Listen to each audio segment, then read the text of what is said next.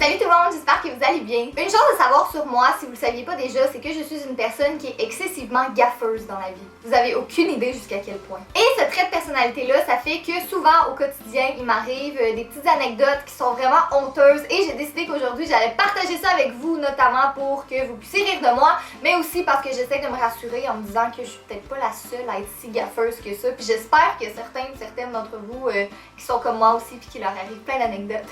Ok, donc pour la première anecdote que j'ai à vous raconter, il faut savoir que je suis vraiment pas excellente en cuisine. Je suis capable de faire certaines choses, mais plus souvent qu'autrement, je rate mes recettes. Donc cette fois-ci, ma mère m'avait demandé de faire un gâteau. Jusque-là, rien de plus simple, j'avais la liste des ingrédients, mais j'ai quand même réussi à confondre la farine avec le sucre à glacer et est-ce que j'ai besoin de vous dire que mon gâteau était liquide? Comme littéralement, j'aurais pu boire mon gâteau, mais évidemment, je m'en suis rendu compte avant de le mettre au four et j'ai complètement gâché la recette ce soir-là, on n'a pas eu de gâteau. Je pense que ma mère en rit encore aujourd'hui. C'est triste. La deuxième anecdote est directement en lien avec YouTube. Donc au printemps dernier, je voulais filmer une vidéo routine de sport, un peu pour me motiver puis me remettre dedans un peu. Je me suis dit, c'est le printemps, il faut que je me remette en forme, je pars sur des bonnes bases pour le printemps et l'été. Ceci dit, j'ai réussi à me fouler la cheville en filmant cette vidéo-là.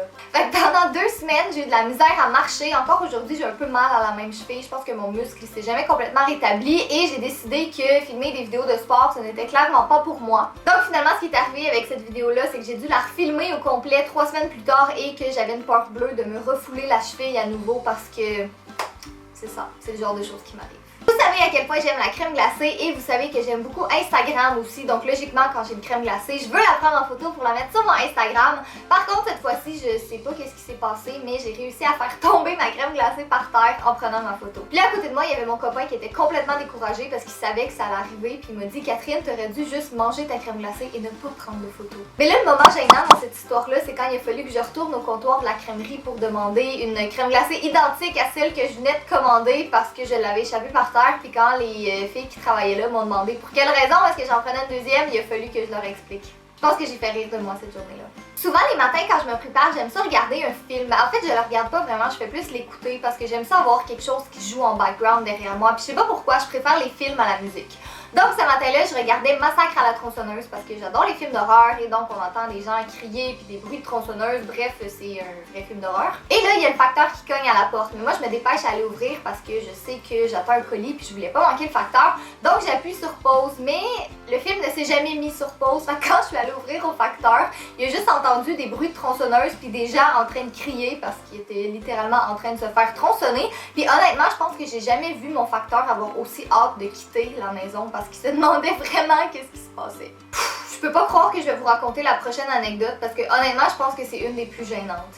Donc c'était un matin, mon père était à la maison, il travaillait puis il faisait un appel conférence, fait qu'il parlait quand même assez fort, puis moi il fallait absolument que j'enregistre des voice-overs pour finir ma vidéo, c'était le seul moment que j'avais pour les enregistrer, donc j'ai décidé de descendre dans mon sous-sol, j'ai un endroit qui est comme un petit peu plus reculé, puis il y a 3 portes pour accéder à cette pièce-là, donc je me disais bon ça va être silence, on n'entendra pas mon père parler, je vais pouvoir faire mes voice-overs en paix. Donc je les enregistre, tout va bien, et quand je décide de sortir, je me rends compte que la porte s'est barrée par elle-même, je sais pas comment, je sais pas qu'est-ce qui s'est passé, mais la porte s'est totalement barrée, j'essaye par tous les moyens de l'ouvrir, ça ne fonctionne pas. Fait que là, je suis un peu en panique parce que j'essaye de cogner dans la porte pour avertir mon père, mais évidemment, il m'entend pas. Puis tout ce que j'ai avec moi, c'est mon ordinateur et mon micro pour mes voice-overs. J'ai pas de téléphone, j'ai rien. Fait que là, j'essaye de contacter ma mère sur Facebook, elle me répond pas. J'essaye de contacter des amis qui me proposent de leur donner le numéro de mon père pour qu'ils l'appellent puis qu'ils puissent venir me libérer, mais je connais pas le numéro de mon père par cœur. Et finalement, ben, ma mère m'a répondu et c'est elle qui a appelé mon père qui est venu me libérer pas longtemps après, mais il a vraiment ri de moi, puis encore aujourd'hui, il comprend pas comment ça s'est passé parce que de l'extérieur, la porte s'est ouverte super facilement, c'est juste de l'intérieur. La prochaine anecdote que j'ai à vous raconter, c'est le moment où j'ai rencontré mon copain Jay. Donc on avait des amis en commun, mais on s'était jamais rencontrés en vrai encore, on s'était juste parlé sur Facebook toute la journée. Et là, le soir, moi, fallait que je quitte parce que je commençais mon nouvel emploi à l'aubainerie, puis j'étais un petit peu stressée, tu sais, quand on commence un nouveau travail, c'est toujours un peu gênant en fait. Et là, lui, il me dit qu'il y avait des amis qui travaillaient à l'aubainerie, donc qui allaient venir me voir le soir même. Mais moi, dans ma tête, je me disais que c'est certain qu'il allait pas venir et je me suis trompée parce qu'il s'est présenté finalement le soir avec ses amis qui travaillaient réellement à l'aubainerie. Là, on commence à jaser un peu jusqu'à temps qu'ils me disent « Hey, ce serait drôle si je me mettais à crier que je suis un client insatisfait. » Je tiens à rappeler que c'est toujours ma première soirée de travail et lui, il se met à crier qu'il est vraiment insatisfait. Apparemment que j'étais rouge tomate, je me suis pas vue dans le miroir, mais je sentais mon visage qui était littéralement en feu. Fait que j'ai pas de difficulté à imaginer à quel point j'étais rouge. Mais bon, si vous connaissez Jay, vous savez que c'est totalement son type d'humour et pour la fin de l'histoire, ben il y a pas vraiment personne qui l'a entendu parce qu'il y avait pas de clients à ce moment-là, puis il y avait juste mes collègues de travail et j'ai travaillé pendant 3 ans à cet endroit-là et ça va faire pratiquement 4 ans que Jay et moi on est ensemble. Fait que finalement, tout est bien qui finit bien, mais si vous nous connaissez, vous savez que c'est totalement le genre d'aventure qui pouvait nous arriver à tous les deux.